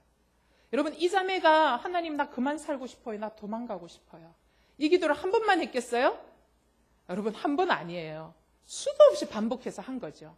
그래서 매번 와서 또 너무 힘들어서 하나님 나 진짜 못 살겠어요. 나 그만 살래요. 나 도망가고 싶어요. 근데 하나님 또 맨날 똑같은 이야기만 하신다는 거예요. 내가 너를 사랑하는 것보다 네 남편을 더 사랑한다. 거기에서 또 마음의 결정을 하고 또 와서 그 남편하고 같이 사는 거야. 그냥 또 매 맞고 사는 거예요. 이러한 생활이 패턴이 계속 반복되는데 남편이 가만히 보니까 남편이 그러니까 부인이 의지할 데가 어디가 있어요, 여러분? 주님밖에 없잖아요, 교회. 그러니까 이 아내가 교회 열심히 다닌 거예요. 교회 열심히 다니니까 남편이 그게 또 그 꼴이 더 배기 싫은 거예요. 그 꼴이 더 배기 싫어서 더 폭력이 가해지고, 그래도 이 여자가 계속 하나님 앞에 나가는 거를 포기하지 않으니까 하루는 냈다, 너 죽어라. 하나님 믿을래? 내 선택할래? 만약 하나님 믿는다면 너 내 손에 오늘 죽자 하면서 남편이 그날 아내를 목을 조르기 시작하는 거야. 근데 진짜로 장난이 아닌 거예요. 정말 목을 조르는 거예요. 근데 이 아내가 반항을 해야 되잖아요. 근데 이 자매가 남편이 막 목 조를 때 이런 생각이 들었대요. 하나님, 내가 이 남자를 위해서 해줄 수 있는 마지막이 이 사람 손에 죽는 거라면 주님 저를 데리고 가세요 하고 모든 기운을 딱 빼고 그냥 남편 손에 죽겠다 생각하고 그냥 이렇게 있은 거예요. 근데 남편이 막 목을 조르다가 진짜 거의 이 자매가 거의 다 죽기 일보 직전에 이 남편이 이 아내가 반항도 하지 않고 그냥 그대로 있는 모습을 심한 충격을 받은 거예요. 그래서 그때 이 심한 충격을 받고 남편 안에 들었던 생각 하나가 뭐였냐면 이런 생각이 들었대요. 이건 이제 그 남편이 증언한 거예요. 뭐라고 이야기해요? 도대체 이 여자가 믿는 하나님은 뭐길래 이 여자가 이렇게 할까라는 생각이 들었다라는 거예요. 그러면서 그 하나님이 그전에는 궁금치도 않았는데 그 하나님이 너무 궁금해졌다라는 거예요. 그러면서 그날 이후에 이 아내를 따라서 교회를 나오기 시작했어요. 그래서 서빙고 온누리를 나와요, 여러분. 그래서 서빙고 온누리에 나와서 이 남편이요, 새 사람이 됐어요, 여러분. 그리고 1:1 동반자 과정을 하고 있어요. 그리고 게다가 중독자 치유스쿨에 다닌대요. 중독자 치유스쿨에 다니면서 예수 만나고 회심한 사람이 되었다라고 이야기해요. 이건 제가 직접 들은 이야기가 아니고요. 저랑 너무 친한 온누리교회 목사님인데 그분이 이 형제와 자매하고 같이 식사하면서 이 형제가 이렇게 범상치가 않잖아요. 깍두기 머리에 이렇게 참 독특하네 하면서 이제 이야기를 이제 하다 보니까 이제 이런 이야기가 나오고 그러면서 그날 바로 따끈따끈하게 제게 나 오늘 충격 먹은 이야기가 있다 하면서 제게 전해준 이야기인 거예요. 여러분, 이 자매는 십자가를 설명한 인생이에요. 십자가대로 살아간 인생이에요. 십자가대로 살아간 인생이에요. 여러분 상상을 해보세요. 날마다 죽음의 위협에 노출된 자매예요. 근데 이 자매가 붙들었던 건 뭐냐? 하나님의 음성이에요. 뭐냐면 내가 너를 사랑한 것보다 네 남편을 더 많이 사랑한다. 주님이 더 많이 사랑한다. 그것 때문에 포기할 수 없었던 거예요. 이 여자가 포기했던 건 뭐예요? 사랑받을 수 있는 권리 포기했어요. 아내로서 행복할 권리 완전히 포기했어요. 그냥 묵묵히 날마다 십자가 삶 보여준 거예요. 이 한 사람 때문에 완전 회심 불가능해요, 이 사람은. 여러분, 감옥에요. 폭력 전과자예요, 이 사람 게다가. 감옥을 들락날락 하는 거예요, 여러분. 남편이 감옥에 들어가 있는 동안 좀 편했을 것 같아요, 일단. 그죠? 어쨌든, 들락날락 하는 거예요. 이 회심 불가능해 보이는 거예요, 회심 불가능한. 근데 이 회심 불가능한 남편이 뭘 봤어요? 십자가를 경험한 거예요. 어떻게 해요? 말로 경험한 게 아니라 삶으로 경험한 거예요. 그러면서 어떻게 해요? 십자가 앞으로 나온 거예요. 여러분, 이게 세상이 보고 싶어하는 표적인 거예요. 세상이 보고 싶어하는 지혜인 거예요. 여러분, 이게 능력이라는 것입니다. 사랑하는 여러분, 나는 여러분의 가정 공동체가 회복되기를 원합니다. 십자가를 보여줄 때 여러분이 권리 포기하면 회복되기 시작해요. 건강해지기 시작한다는 이 한 자매 때문에 이 가정이 회복되기 시작하는 거예요. 물론 그 시어머니가 엄청나게 기도했을 거예요. 자매에 엄청난 기도가 있었을 거예요. 엄청난 기도만 하고 본인의 삶이 십자가의 삶을 살지 않았다면 어떻게 해요? 안 변해요, 여러분. 기도는 그렇게 살도록 능력을 주는 거고요. 그렇게 살아가는 거는 나의 몫인 거예요. 나의 몫인 거예요. 다시 질문합니다, 여러분. 아까 했던 적용 질문. 한 사람을 위해 내 권리와 자유를 포기한 적이 있냐라는 것입니다. 내 권리와 자유를 포기한 적 있으세요? 여러분 가정에서 여러분은 어떤 별칭으로 불림을 받고 있어요? 마귀 할멈? 아니면은 바가지 긁는 사람? 이런 거? 여러분, 어떠한 별칭으로, 어떠한 이미지로 여러분 자녀들, 남편에게 이미지로 되어 있냐라는 것입니다. 한 사람을 위해 여러분 십자가의 능력과 표적을 보여준 적 있냐라는 것입니다. 여러분, 우리의 삶이 왜 그리 괴로운 줄 아세요? 여러분, 왜 이렇게 가정생활이 괴로운 줄 아세요? 여러분, 권리 포기 안 해서 그래요. 권리 포기 안 해서. 권리 포기 안 하면은요, 옆에 저 사람은 좋은 남편 만나서 사랑받는데 나는 이 남자를 만나가지고 내가 진짜 정말 내가 이 고생을 하는. 여러분, 권리 포기하지 않으면 내 권리를 막 찾으려고 주장하면 끊임없이 비교하게 돼 있어요. 사랑하는 여러분, 왜 나에게 이 남편을 주셨을까요? 하나님이 여러분 괴롭게 해가지고 너 고문당하라고 막 고문당하라고 막 정기 고문하고 계세요? 우리 아버지 그런 분 아니에요. 우리 아버지 진짜 좋은 분이에요. 진짜 좋은 분이에요. 여러분, 아빠 하나님이에요. 정말 좋은 분이거든요. 여러분, 내가 권리 포기하지 않아서 괴로운 거예요. 진짜 괴로운 거예요. 여러분, 내가 잘 나가겠다는 거를 포기하세요. 그러면 사는 게 얼마나 재밌고 좋은지 몰라요. 여러분, 내가 잘 나가는 목사 되겠다는 거 포기하고 이미 이전에 포기 많이 했어요. 저는 그래서요, 어디를 가도 그냥 괜찮아요. 여러분, 저는 수원 온누리 교회 오는 게 나는 너무 즐겁고 좋았어요. 네.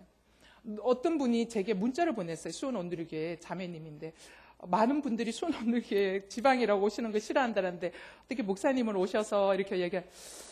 그래요. 저는 그런 거 없어요, 여러분. 이미 예전에 다 포기했어요. 그래서 저는 여기 온 게 너무 좋은 거예요. 여러분, 권리 포기하면 너무 사는 게 행복해요. 요한복음 12장 24절 읽으면서 외우실 수 있게 되기를 바랍니다. 요한복음 12장 24절.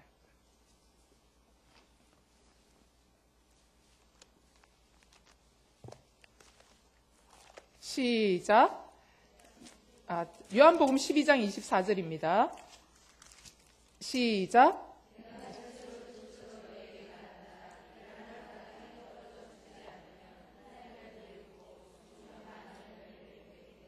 여러분, 내게 왜 열매가 없어요?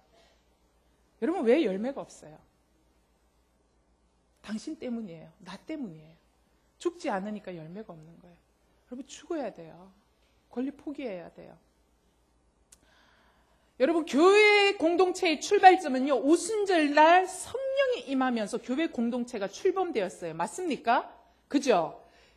근데 하나님께서 이 교회 공동체에다가 성령을 부으신 이유가 있어요. 하나님이 왜 교회 공동체에다가 성령을 부으셨을까? 매우 중요한 성경 구절, 누가복음 4장 18절에서 19절 읽겠습니다.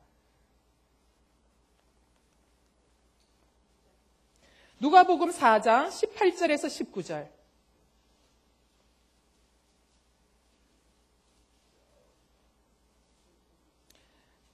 누가복음 4장 18절에서 19절 시작. 주의 영이 내게 내리셨다. 이는 하나님께서 내게 기름을 부으셔서 가난한 사람들에게 복음을 전파하도록 하기 위해서다. 하나님께서는 포로된 자에게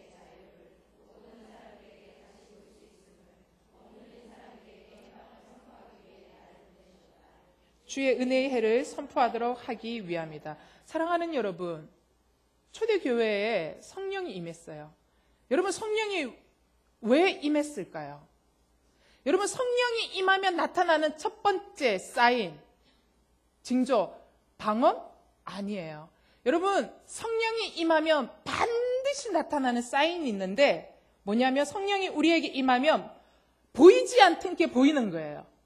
어떤 게 보여요? 우리 눈에 포로된 사람들이 보이는 거예요, 여러분.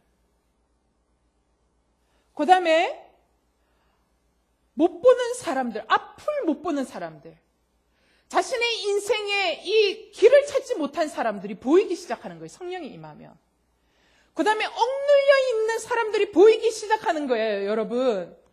성령이 임하면 이러한 증세가 내 안에 나타나기 시작한다라는 것입니다. 이게 교회 공동체의 성령을 부으시니에요. 그런 사람이 보여서 어떻게 그들에게 복음을 전파하도록.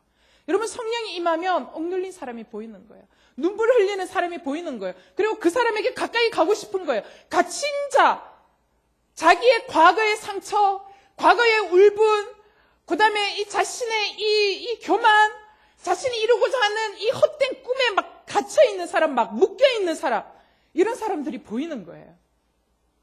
그래서 그들에게 가서 어떻게 해요? 끄집어내 포로된 자에게 자유를 주고 다시 볼 수 있게 하시고 해방을 선포하도록 하시는 거라는 것입니다.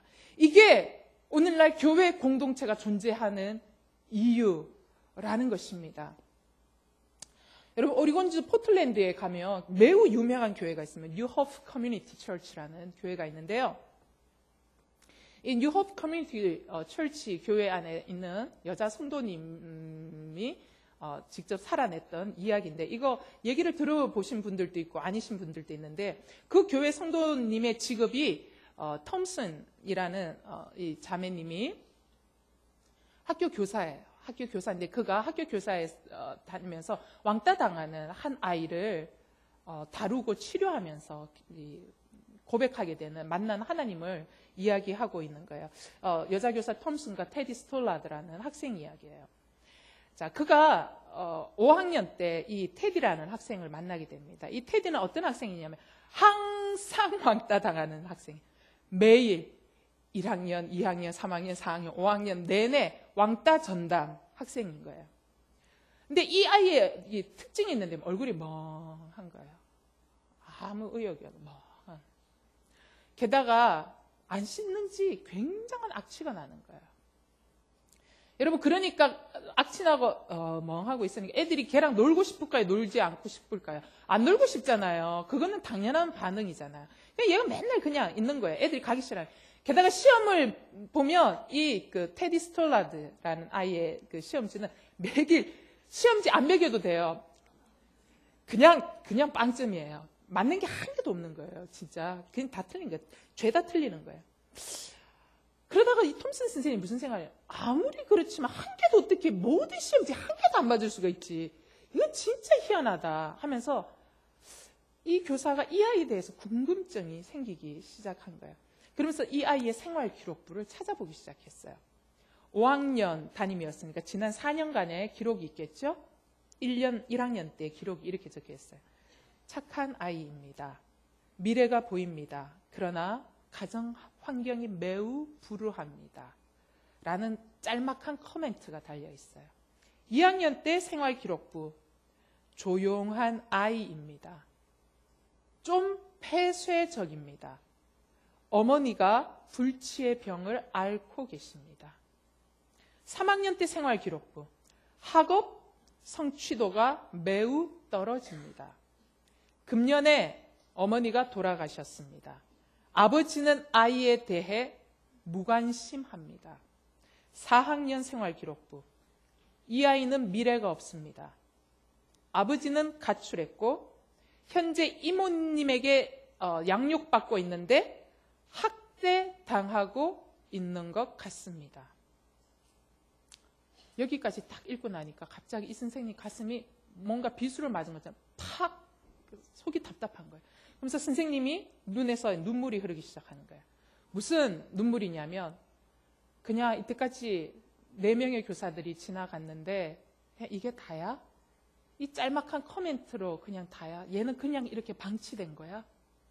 그래서 자기도 교육자지만 그동안 이 아이를 방치했다라는 생각 때문에 교사가 이 아이를 방치하고 유기함으로 얘가 여기까지밖에 올 수 없었구나라는 생각 때문에 눈물이 나기 시작해. 가슴이 너무 아팠던 거예요.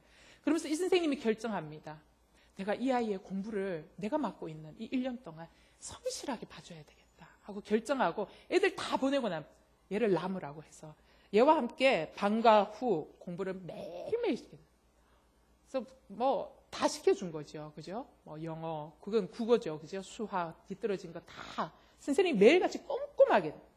이제 그러고 나서 이제 한 1년이 다 거의 다 지나가 한 해를 이제 마무리할 이제 성탄절이 됐어요. 성탄절에 애들이 거기는 미국은 성탄절에 애들이 선생님에게 선물을 갖고 오나 봐요. 우리 여기 스승의 날처럼. 요즘은 안 그렇지만 어쨌든 성탄절은 좋은 날인 것 같아요. 어쨌든 그래서 선생님이 선물을 이제 애들 온 선물을 다 풀어봤어요. 근데 이제 드디어 이제 이 아이 차례가 돼서 선물을 탁 열어봤는데 얘가 준 선물이 뭐였냐면 가짜 다이아몬드 목걸이, 그리고 쓰다 남은 손때 묻은 싸구려 향수, 게다가 향수가 거의 다 써가지고 거의 없는 거예요. 그리고 가짜 이 다이아 목걸이는 알까지 중간에 듬성듬성 빠져가지고 있는 거예요. 그래서 애들이 선생님이 이게 선물을 딱 풀고 이렇게 딱 꺼내가지고 하는 순간 애들이 아 하면서 막 웃기 시작하는 거예요. 그러면서 이 멍청한 얘가 진짜 바보 멍청한 선물만 갖고 왔다. 이런 선물 바보 멍청이 하면서 애들이 생각하면서 막 비웃었던 거예요. 근데 선생님이 애들 앞에 보는 데서 그 목걸이를 탁 한 거예요. 얘들아 이 목걸이 너무 예쁘지 않니? 하면서 목걸이를 탁 한 거예요. 그리고 선생님의 이 한마디가 너무 중요해요. 난 이런 목걸이가 너무 좋아 라고 얘기한 거예요. 그리고 선생님이 거의 얼마 남지 않은 향수를 막 뿌리는 거예요. 뿌리고 나서 선생님이 이야기가 향기 너무 좋다고, 내가 진짜 좋아하는 향수라고, 이런 향기. 그러면서 그 아이에게 이야기하는 거예요. 내가 이때까지 성탄절에 받은 선물 중에 네 선물이 최고인 것 같아. 최고의 선물을 받아서 진짜 고마워라고 선생님이 얘를 안아주면서 고맙다라고 얘기했어. 그러니까 애들이 전부 다 막 이러다가 이게 이상한데 분위기가 내게 나의 선물 때 이렇게 반응하지 않는데 선생님이 과하게 몰입하면서 반응하는 거 보면서 애들이 갑자기 이제 다 버쩍 얼어 있는 거예요. 그러면서 이 아이가 선생님 품에 안기면서 이렇게 얘기해요. 선생님 고마워요. 그 선생님이 하신 목걸이는 엄마가요 살아있을 때 했던 목걸이고요. 향수도 엄마가 뿌리던 향수예요. 엄마가 뿌리던 그 향수 뿌려줘서 고마워요 선생님. 선생님에게서 엄마 향기가 나요 하면서 애가 선생님 품에 이렇게 안기는 거예요. 그리고 이제 세월이 이제 6, 7년이 들어서 이제 얘는 졸업하고 나갔어요. 그 톰슨 선생님 앞으로 편지가 왔어요. 고등학교 졸업하는 이 아이에게서 선생님에게 온 편지예요. 사랑하는 선생님, 고등학교 졸업을 선생님께 가장 먼저 알리고 싶어요. 저 반에서 2등으로 졸업했어요. 그런 거예요. 그러고 나서 4년 뒤에 또 선생님 앞으로 편지가 날아와요. 사랑하는 선생님, 저 과 수석으로 대학교 졸업했어요. 그러고 나서 4년 뒤에 또 편지가 날아와요. 뭐라고 얘기하냐? 사랑하는 선생님, 제가 의대를 졸업하고 의사가 되었어요. 멋지죠? 그리고 이제 저 결혼해요. 제 어머니가 일찍 돌아가신 거 선생님 잘 아시죠? 결혼식 때 선생님이 제 어머니 자리에 와서 앉아주세요. 선생님은 제 어머니이시니까요. 건강한 공동체, 이런 공동체.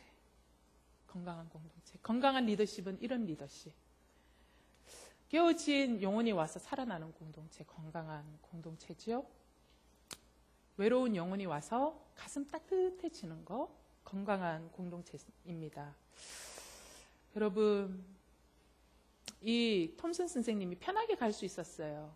그 이전에 했던 선생님처럼 한 줄 짤막하게 커멘터리 달고 끝 낼 수 있었어요. 그러나 그는 하나님을 아는 사람이었기에 이 아이를 방관할 수 없었어요. 그래서 1년 동안 너무 살뜰히 보살핀 거예요. 그죠? 편하게 갈 수 있었지만 그의 모든 방과 후의 시간을 이 아이에게 전적으로 다 헌신했어요. 이 아이의 필요에 맞춰서 눈높이를 낮추어주고 감격과 회복 시켜주는 이러한 거. 이게 건강한 리더십이라는 것입니다. 사랑하는 여러분, 여러분이 그렇게 살 때에 우리 교회는 살아날 거예요. 여러분이 그렇게 살 때에 여러분을 만나는 사람은 살아날 거예요. 여러분이 그렇게 산다면 가정은 살아날 거예요. 이게 건강한 공동체. 말씀을 마무리합니다. 건강한 공동체의 기초 차려 성숙과 헌신된 리더십이 있어야 한다는 것입니다. 사랑하는 여러분, 여러분은 다 리더입니다. 성숙이 뭐냐? 상대를 위해서 내 것을 포기하는 게 성숙이라기 위해서 권리 포기다. 자, 권리 포기가 있는 곳에 반드시 회복이 일어납니다. 그러면 헌신은 뭐냐? 무엇을 위한 헌신이냐? 한 사람의 생명을 얻기 위해서 내 자유를 기꺼이 포기하는 거, 내가 기꺼이 종된 자리로 내려가는 거. 권리 포기하는 헌신. 나는 어디에 헌신할 것이냐? 내 권리를 내려놓는데 끊임없이 헌신하는 거예요. 권리 포기라는 성숙과 한 사람의 생명을 구하고자 하는 이 헌신이 있을 때 공동체 건강해지기 시작합니다. 여러분, 내가 속해 있는 공동체가 왜 이렇게 혼란스럽다고 생각해 보십니까? 이유는 저 때문이에요. 여러분 때문이에요. 여러분, 내 가정이 왜 이렇게 혼란스럽다고 생각하십니까? 내 부모 탓입니까? 내 자녀 탓입니까? 내 시어머니 탓입니까? 아니에요. 주님은 너 탓이라고 이야기해요. 내 때문이에요. 내가 권리 포기하기 시작하고 내 가슴에 주홍 글씨를 달고 나 하나 나쁜 사람. 그들이 이해할 수 없지만 그러나 그것을 믿음으로 십자가를 보여줄 때 반드시 변화되어질 줄 믿습니다. 여러분, 이러한 공동체가 진짜 살아나는 공동체. 이러한 건강한 리더십, 성숙한 리더십, 헌신된 리더십으로 갈 때 우리가 만나는 곳곳마다 살아나게 될 것이고 우리의 예배는 살아나게 될 것이고 우리의 교회는 살아나게 될 것이고 우리의 가정은 살아나게 될 것이고 나의 자녀는 살아나게 될 줄 믿습니다. 권리 포기하며 감동과 감격이 있는 사람을 살리는 저와 여러분이 될 수 있기를 주님의 이름으로 축원합니다. 찬양하고 말씀 붙들고 기도합시다.